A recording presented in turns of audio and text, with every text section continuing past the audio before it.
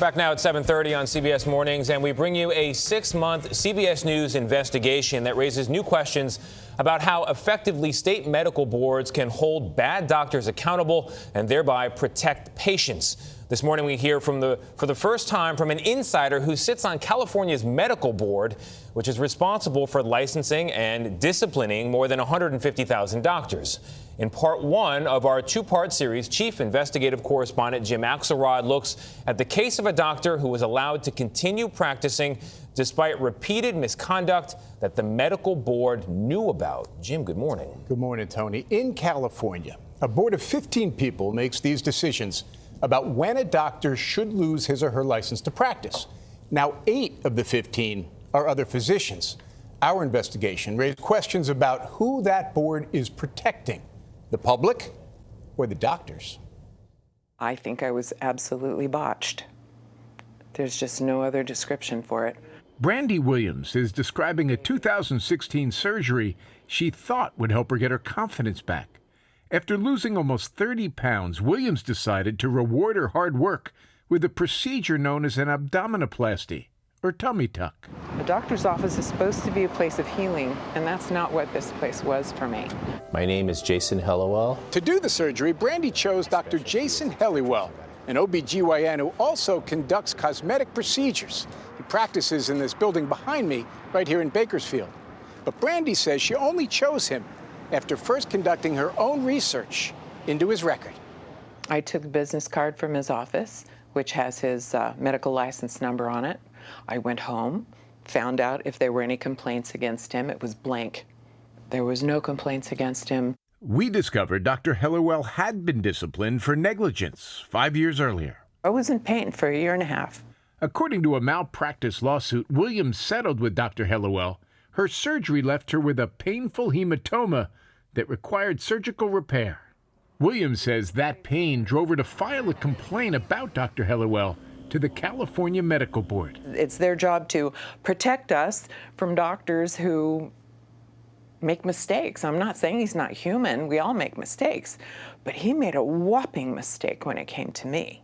What could have been helpful to Williams was knowing another patient had already reported Dr. Helliwell.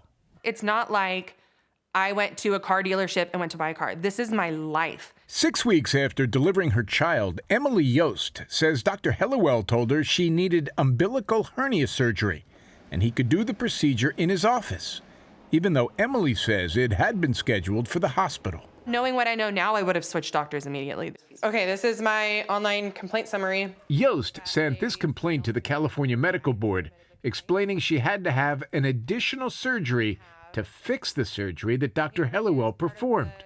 I never got an email that said, hey, we'll look into it. We're sorry that happened. Nothing. Nothing happened. But CBS News has learned that while the medical board dismissed Brandi Williams' complaint and never even bothered to contact Emily Yost, the California Medical Board had been investigating Dr. Helliwell the entire time. This 54-page ruling details a laundry list of misconduct by Dr. Helliwell dating back to 2013, including a sexual relationship with a patient, administering toxic dosage of lidocaine, and gross negligence in the treatment of 4 patients. Investigators concluded Helliwell's care of one patient showed a fundamental lack of knowledge. But in 2018, the California Medical Board did not revoke Dr. Helliwell's medical license. Instead, they placed him on 42 months probation, with limits on his practice. Since the medical board's ruling, Dr. Helliwell has been arrested and charged with 32 felony counts for a fraudulent medical billing scheme. His medical license in California remains active. What does a doctor have to do in California to lose his or her license? That is a great question. And the answer is, I don't know. TJ Watkins currently sits on the California Medical Board. He's speaking out for the first time. Was the California Medical Board doing its job? Absolutely no. CBS News found that since 2015, the medical board received more than 50,000 complaints against doctors, yet they revoked just 201 licenses, less than 0.5%. Do you think the way the medical board functions actually ends up costing patient lives? There's no question that it costs patients' lives. No question? No question. Dr. Hellawell declined an interview when we reached out with questions we never heard back. Now, as for the medical board, it said the law requires it to rehabilitate doctors when possible, although the board does tell us it is currently looking into the criminal allegations against Dr. Hellawell. Tomorrow, in part 2 of our investigation, you will hear more from our exclusive interview with California board member T.J. Watkins, who says the board does allow dangerous doctors to keep practicing.